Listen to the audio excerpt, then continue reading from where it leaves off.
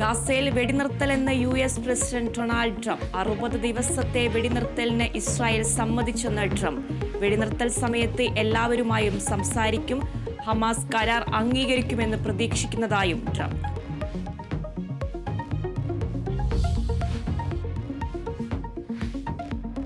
Janaki versus state of Kerala cinema വീണ്ടും ഹൈക്കോടതി. Censor board പ്രദർശനാനുമതി നിഷേധിച്ചതിനെതിരെ നിർമ്മാതാക്കൾ നൽകിയ ഹർജി ഇന്ന് പരിഗണിക്കും. സിനിമാ വിവാദത്തിൽ സെൻസർ ബോർഡ് നിലപാട് വ്യക്തമാക്കും.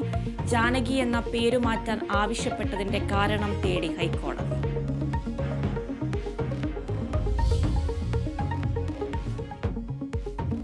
PS അച്യുതാനന്ദന്റെ ആരോഗ്യനില അതീവ ഗുരുതരമായി തുടരുന്നു. മരുന്നുകളോട് പ്രതികരിക്കുന്നുണ്ടെന്ന് ഡോക്ടർമാർ. മെഡിക്കൽ ബോർഡ് യോഗം 11 മണിക്ക്.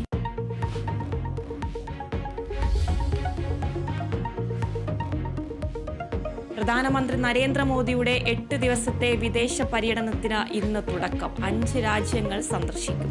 ബ്രിക്സ് ഉച്ചകോടിയിലും പങ്കെടുക്കും. പ്രധാനമന്ത്രിയുടേത് 10 വർഷത്തിനിടയിലെ ദൈർഘ്യമേറിയ വിദേശ പര്യടനം.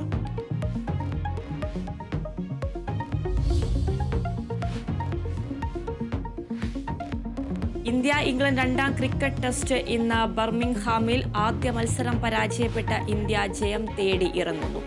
ജസ്പ്രീത് ബുംറ ടീമിൽ ഉണ്ടോ എന്നതിൽ തീരുമാനമായില്ല. പ്ലേയിങ് 11-ൽ മാറ്റമില്ലാതെ ഇംഗ്ലണ്ട്.